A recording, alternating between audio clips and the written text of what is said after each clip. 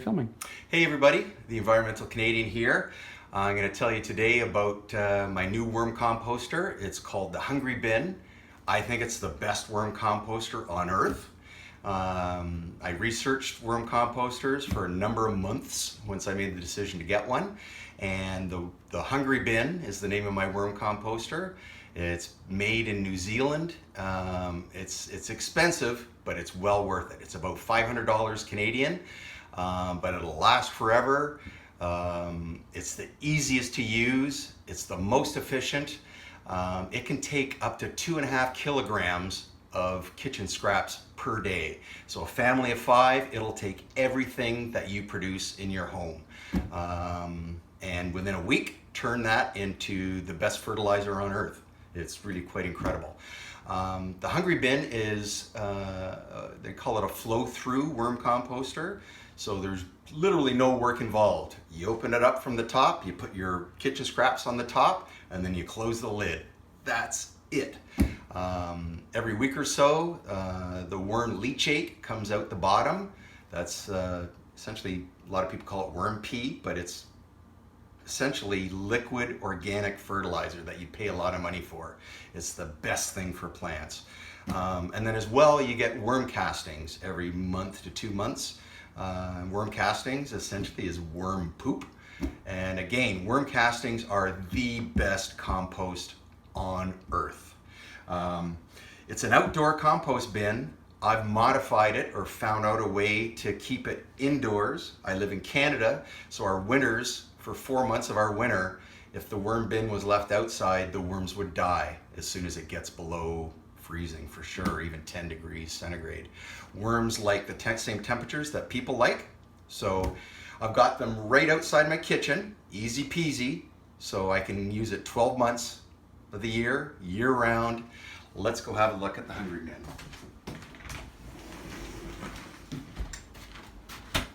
This is my laundry room. Open this door, there's the garage. Here's my washer and dryer. Normally in here is a clothes closet. I've removed the clothes and just have my Hungry Bin in here. And here it is.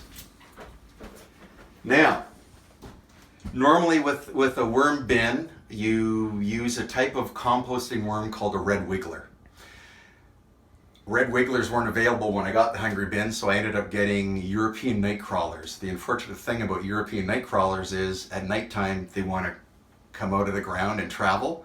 So that's what these bricks are here for. The bricks keep the lid on tight enough that the worms can't come out.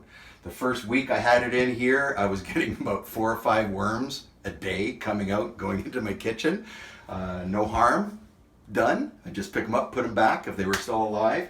But the bricks on here has eliminated it, so no worms come out. For the first 2 months, things were working great until I started getting fruit flies. Once I had fruit flies, it was a nightmare. Like I said, the Hungry Bin, this worm composter, is not meant to be used inside, so you wouldn't think of fruit flies as being a problem if this was outside. So I was trying to come up with ecological ways of dealing with the fruit flies. I spent about 3 months every day or every second day coming in here with a vacuum cleaner and vacuuming them up. Thousands of, this room would be covered, the walls covered with fruit flies. But I was determined to get this to work inside, and I found a solution that within 2 weeks, fruit flies were gone, and I haven't had any fruit flies since. So I'm just going to open up the worm bin now and show you how it works. I'll take these bricks off.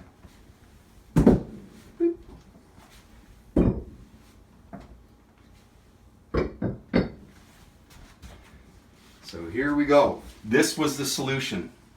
This is an old t-shirt. I didn't have to buy anything. I had 5 old t-shirts, and I essentially taped this down on top of here. Close the lid. The first week after having all the fruit flies, when I lifted this up, I'll show you what was happening.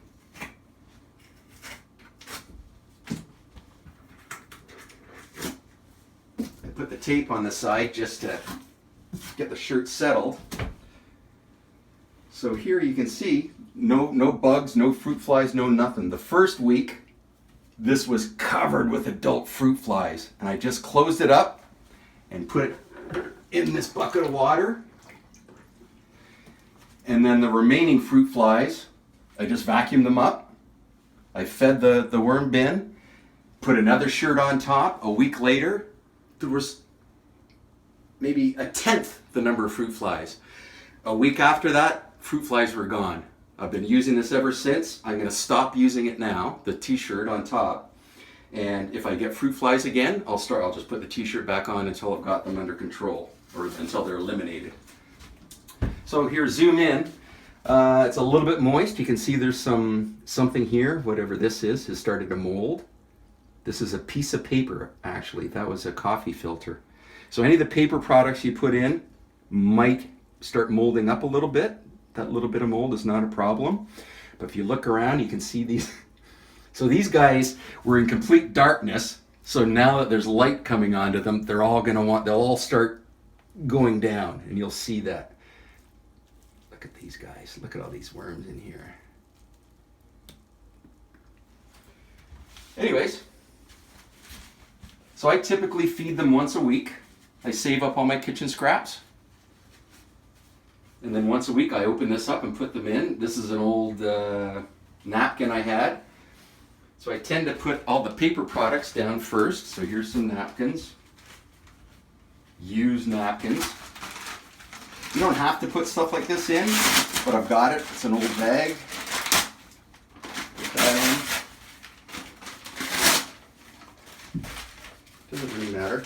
Oop, this worm's trying to get out. Put them back in there. Just keep an eye on them. They want to leave. But like I said, they don't like the light, so most of these, within a minute, they'll go back down underneath. This is part of the flyers that get delivered to my house every week.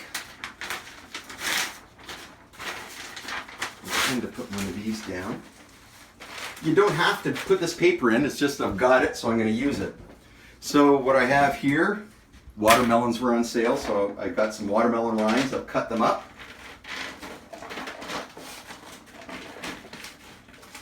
I'll put the watermelon rinds in there.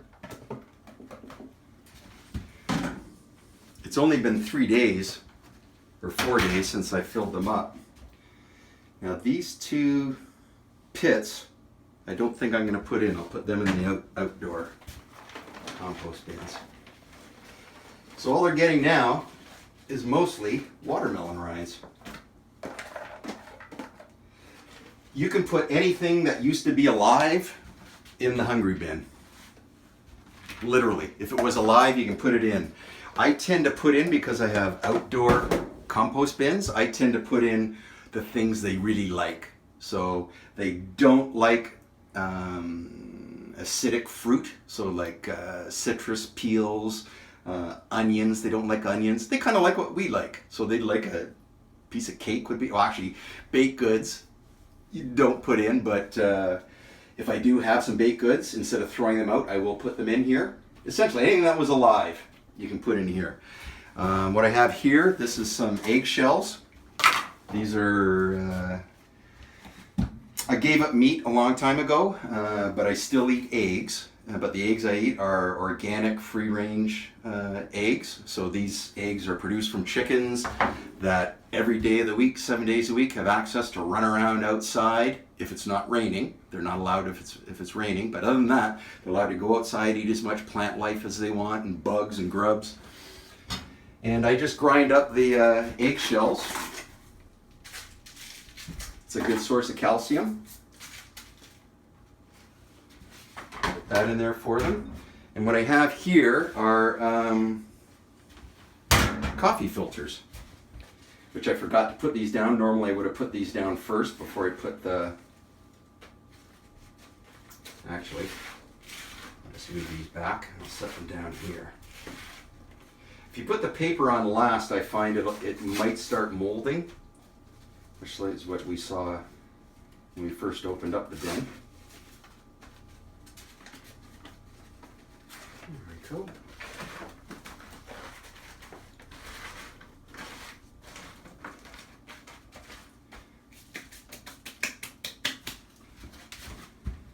And the last thing that I have for them for today is just the actual coffee grinds, which they really like.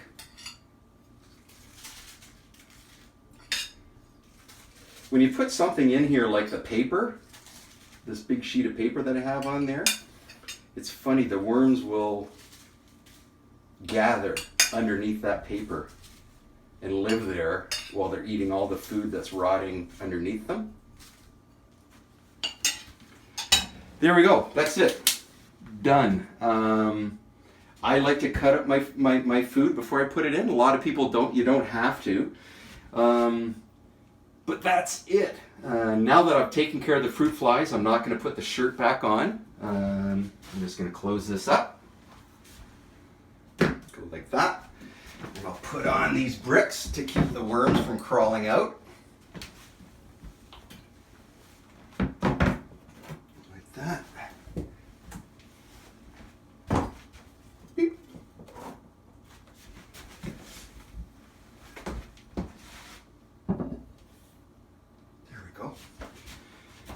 Okay, now if you look down here, this is the worm pee. This is 3 days worth of, they call it worm leachate. It's essentially pee. This is some of the best, this is essentially the best liquid organic fertilizer you can buy. If you went to an organic plant center, they would sell stuff like this in a bottle and it would be expensive. I get about 500 mils a week just from the food I eat that I put in here. You put the food in the top, comes down to the bottom. Once it stops rising, right now the food I put in, the worms eat it and it keeps shrinking. Eventually this whole, I started out, I filled this thing up with about $40 worth of cocoa coir. So the worms were eating the whole mass of what's in here plus the food I'm putting on top. So even though I've had this worm composter for a year, I haven't gotten any worm castings yet.